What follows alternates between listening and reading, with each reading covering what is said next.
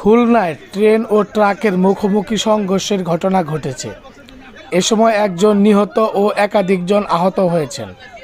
সোমবার রাত 8:30টার দিকে নগরীর খানজাহান আলী থানাধীন আপিল গেটে এ সংঘর্ষের ঘটনা ঘটে। এ ঘটনার পর থেকে খুলনার সঙ্গে সারা দেশের ট্রেন চলাচল বন্ধ রয়েছে। খুলনা রেলওয়ে থানার ওসি ফেরদৌস আলম খান দুর্ঘটনার বিষয়টি নিশ্চিত করে বলেন, রাত 8:30টার দিকে ডাউন মহানন্দা ট্রেনটি খুলনার দিকে আসছিল।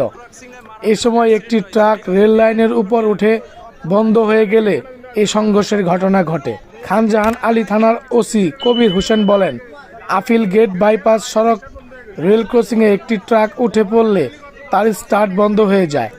এ সময় খুলনার দিক থেকে আসা ট্রেনটি ট্রাকটিকে ধাক্কা দিয়ে সামনের দিকে নিয়ে যায় এবং ট্রেনের 3টি বগি লাইনচ্যুত হয়ে যায়। এ ঘটনায় ট্রেনে থাকা যাত্রীদের অনেকে আহত হন। পরে স্থানীয়রাও তাদের উদ্ধার করে চিকিৎসার জন্য খুলনা মেডিকেল কলেজ হাসপাতালে নিয়ে যায়।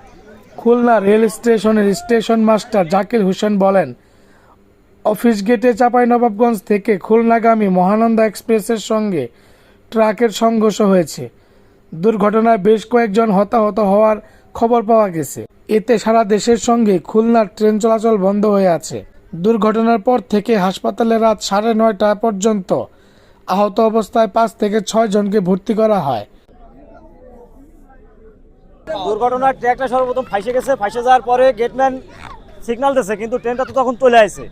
তখন ওখানে ওই ট্রেন আর থামানোর সুযোগ পায়নি। ট্রেন এসে ডাইরেক্ট যখন মারিছে, ট্রেনের প্রথম সেকেন্ড বাতাসে গাড়ির মাজা, ঠিক আছে, গাড়ির মাজা বাঁধার পরে গাড়ি যখন সাইডে গেছে, ডালা বাইদে ট্রেনের মনে করেন সাইডটা খুলে গেছে। দুর্ঘটনাটা এটা ট্রাক আসছিল, ট্রাকের ওই হঠাৎ করে এই ট্রেনের পরেই উঠে জাম হয়ে গেছে, স্টেট বন্ধ হয়ে গেছে, কিন্তু আর ওই পার হতে পারতেছে না। এর মধ্যে গাড়ি এসে গেছে, কিন্তু ওই জায়গাটা দেখা আছে 7 জন মারা গেছে, ড্রাইভার সহ, ট্রেনের ড্রাইভার সহ 7 জন মারা গেছে।